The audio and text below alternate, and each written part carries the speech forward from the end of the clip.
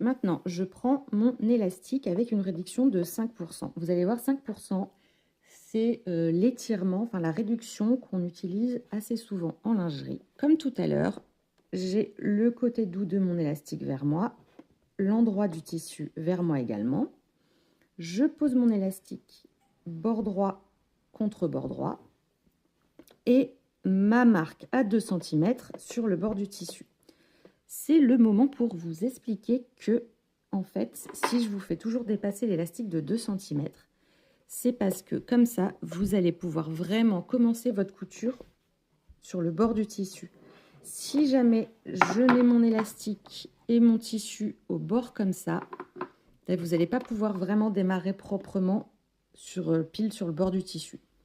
Donc d'avoir de l'élastique qui dépasse au démarrage, ça nous permet de faire un début super propre. Et d'avoir un petit bout à la fin, ça fait que quand on arrive au bout de l'élastique, on a quelque chose à accrocher. Cette fois-ci, on va appliquer une petite réduction. Ça veut dire qu'on va devoir un petit peu étirer notre élastique pendant la couture, mais ne surtout pas étirer le tissu en dessous. J'ai réglé à nouveau ma machine sur mon zigzag simple. Je suis bien calée pour coudre au ras de mes petits picots. Je commence à coudre 1 à 2 cm sans étirer mon élastique pour l'instant. Maintenant, ce que je vais faire, c'est que je vais, avec ma main droite, je vais venir étirer un tout petit peu mon élastique. Ce que je vais faire, c'est que là, je vais regarder au bout. Si je mets ma petite marque à 2 cm au bout du tissu, je vais voir la tension qu'il va falloir appliquer. Voilà, là, je vois dans ma main que j'ai une petite tension à appliquer.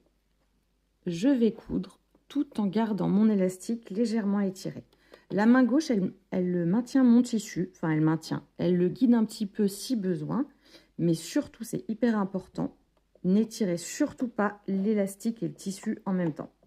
Vraiment, c'est juste élastique.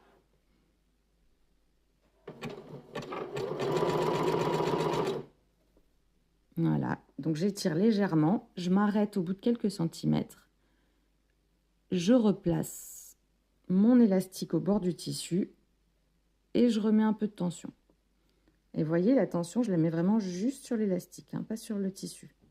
Là, j'arrive à la fin, donc je vérifie que je suis bien. Ouais, je suis toujours dans les clous. On y va.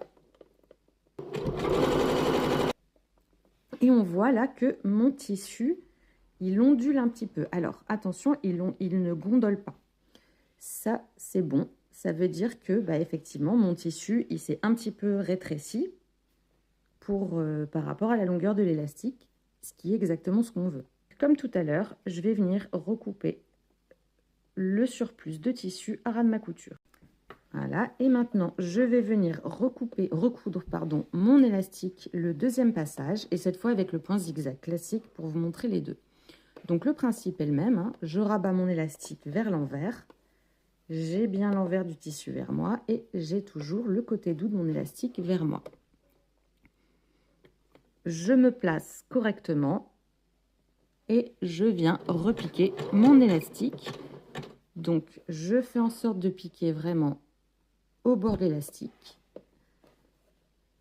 Et toujours ma main gauche qui lisse mon tissu vers l'extérieur.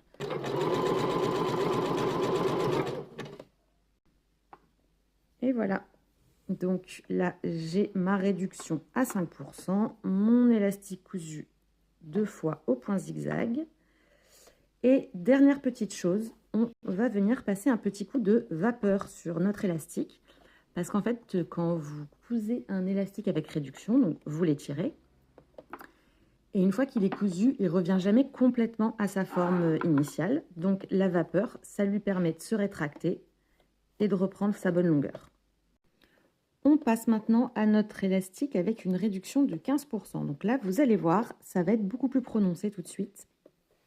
Et on y va. Vous voyez, je mets mes mains vraiment assez proches du pied presseur. Ça me permet vraiment de bien maîtriser la tension. Vous voyez, on voit tout de suite que mon tissu, il fronce un petit peu comme ça. C'est normal, c'est absolument l'effet attendu pour une réduction de 15%. Et voilà, ça c'est ma réduction à 15%, piquée des deux côtés. On va passer à notre réduction de 25%. C'est énorme. La plupart du temps, vous allez toujours utiliser environ entre 5 et 15% de réduction. C'est largement suffisant pour la plupart des projets en lingerie. Par contre, j'avais quand même envie de vous faire essayer du 25% pour que vous voyez ce que ça donne justement quand la réduction elle est trop importante. Parce que je sais que c'est un petit coup de main à prendre, voilà, d'avoir la bonne tension de l'élastique. Et du coup, pour avoir la bonne tension, eh ben, il faut voir ce que ça donne quand il n'y en a pas assez. Et il faut voir ce que ça donne quand il y en a trop. Voilà, là, on voit, ça fronce quand même beaucoup. Si on voit sur l'envers, ça fait vraiment beaucoup de petites fronces. Et là, c'est mes 25% avec le deuxième passage. Donc là, même, vous voyez, même avec le deuxième passage, ça fait toujours des fronces. Maintenant, je voulais vous montrer une dernière chose. C'est qu'est-ce qui se passe quand vous piquez votre élastique et vous vous retrouvez avec quelque chose comme ça là. Quand votre tissu gondole. Alors, vous avez deux possibilités. La première possibilité, c'est que vous n'étirez pas ou pas assez votre élastique pendant la couture. Ça ne devrait pas arriver si vous avez coupé votre élastique à la bonne longueur. Donc, très probablement, ce qui arrive, c'est que je vois beaucoup de personnes qui font ça. Hop, qui prennent l'élastique et le tissu dans la foulée. Ça ne sert à rien parce que, ok, vous étirez votre élastique, mais du coup, vous étirez le tissu, vous l'allongez et ça ne sert à rien. Écoutez, c'est parti, hein. Prenez des bouts de tissu, prenez des bouts d'élastique, entraînez-vous avec les réductions, entraînez-vous avec du zigzag piqué, du zigzag simple et voyez ce qui marche le mieux pour vous et pour votre machine.